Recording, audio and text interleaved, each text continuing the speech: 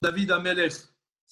Ici, dans le Teilim, dans le 42e chapitre, il y a un passouk que peut-être vous connaissez très bien. Il y a même un grand chanteur qui avait écrit, qui avait composé une mélodie à propos de ça va. Aïtali dimati lechem yomam valayla. Bon, c'était Avram Fried. En tout cas, mais je suis pas un très bon chanteur, mais je peux vous dire tu auras une petite anecdote à propos de ça. Tu chantes très bien, mon frère. Merci, Khazak. Alors, regardez ce pasouk, écoutez très bien ce pasouk. Aïtali dima'ati lechem yomam valayla. Qu'est-ce que ça veut dire? Mes larmes étaient mon pain jour et nuit. Encore, écoutez. Aïtali dima'ati dma'ot lechem yomam valayla. Mes larmes, David Amelech disait que ses larmes étaient son pain jour et nuit. Mais qu'est-ce que ça veut dire ça, son pain jour et nuit? Alors, il y a une très belle anecdote dans le Midrash qui est rapportée comme ça. Il y avait un des amis de David Amelech qui voulait le visiter dans son palais. Et bon, évidemment, c'était qu'après que David est devenu roi et il est venu à Yerushalayim parce que vous savez que David Amelech, avant il est venu à la ville de Jérusalem, il était roi à Hebron pendant 10 ans. Après ça, il est venu à Yerushalayim, il était le roi d'Israël pendant 30 années de plus.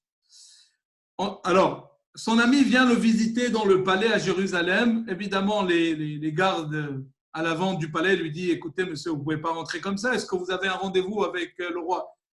Ils leur disent « Écoutez, je suis un vieil ami de David. J'aimerais le visiter, s'il vous plaît. » Il dit « Écoutez, comprenez, on comprend que vous êtes son ami, mais vous ne pouvez pas rentrer comme ça dans le palais.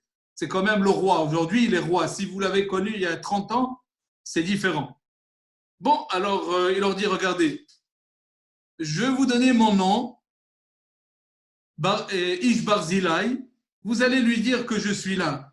S'il veut venir m'accepter, Bechavot. Sinon, je pars, je rentre chez moi. Bon, ils ont dit, bon, qu'on va essayer quand même d'aller même voir le roi juste comme ça, le déranger, mais ils ont vu que cette personne-là était une personne bien, etc. Ils ont décidé d'aller voir le roi. Excusez-moi, monsieur le roi, il y a quelqu'un dehors, il dit que c'est un vieux ami. Dès qu'ils ont énoncé son nom, David Amelech a vite sorti dehors pour voir ce vieux ami. Et à l'entrée du palais, il l'embrasse, il lui fait une grande bise, etc. Mon cher ami, viens, rentre, s'il vous plaît, rentre avec moi dans le palais, etc. Il s'assoit. Il lui dit, qu'est-ce que je peux faire pour toi? Pourquoi es-tu venu aujourd'hui? Est-ce que je peux te donner quelque chose? Tu as besoin de l'argent, de la marchandise? Il lui dit, non, oh Hachem, il m'a béni, j'ai tout ce qu'il faut. Tu sais très bien que pendant des longues années, j'ai été béni avec des enfants et des femmes et tout ce qu'il faut. Alors il dit, qu'est-ce que tu veux? Je lui dis, je voulais simplement te voir et avoir un seul repas avec toi. Tu te rappelles quand on était berger, parce que son ami était un berger, tu te rappelles quand on était berger, nous deux, et on s'assoyait, on prenait notre petit casse-croûte, notre petit lunch ensemble dans le bar. J'aimerais juste manger un repas avec toi.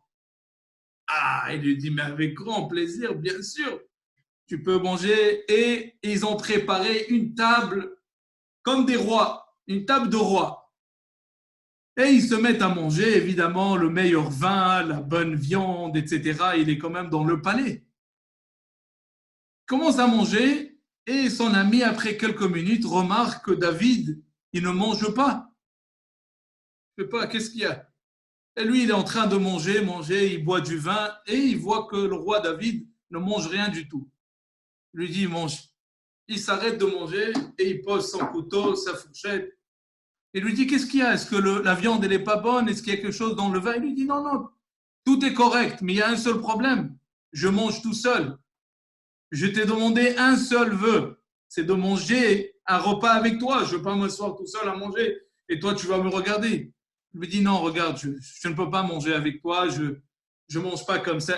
Il lui dit, comment ça? Mais pourquoi? Il lui dit, non, regarde, j'ai une diète très spéciale je ne peux pas manger le repas avec toi. Il lui dit, une diète? Quelle diète? De quoi tu parles? Il dit, écoute, je ne peux pas t'expliquer, c'est trop long, oublie ça. Il lui dit, bon, si tu ne peux pas m'expliquer, je ne peux pas m'asseoir ici, manger, et toi, tu me regardes. Et comme ça, ils essaient de le convaincre de manger, rien à faire. Il lui dit, je veux que tu m'expliques, pourquoi est-ce que tu te conduis comme ça? Il lui dit, viens avec moi. Il sort de la salle à manger, il l'amène dans un couloir. Après le couloir, à une gauche, il y avait une porte. Une porte qui n'avait pas l'air trop importante, simple, dans le palais. Il ouvre la porte. Dans la chambre se trouve une table, une chaise et un bol. À peine de la lumière dans cette chambre. Il lui dit, c'est quoi cette chambre? Il lui dit, je viens ici tous les jours prendre mon repas, mon lunch dans cette chambre. Je lui dis, quoi? De quoi tu parles? Mais tu as un grand palais, tu as tout, tu as la table, tu habites dans un palais et tu rentres dans cette petite chambre. Pourquoi est-ce que tu fais comme ça? Il lui dit, regarde, je rentre dans cette chambre tous les jours, je m'assois à table avec ma chaise et je pleure. Et je remplis ce bol ici qui se trouve sur la table avec mes larmes. Et mon pain, je le trempe dans ces larmes et je mange mon pain. Et c'est écrit dans le Tehillim, Aïtali dima'ati lechem yomam valayla. Mes larmes. Et il lui dit, mais pourquoi est-ce que tu fais ça? Il lui dit, mais parce que tu ne sais pas. Un roi, il a le droit de tout faire. Je peux avoir toutes les femmes, tout l'argent, tout ce que je peux faire.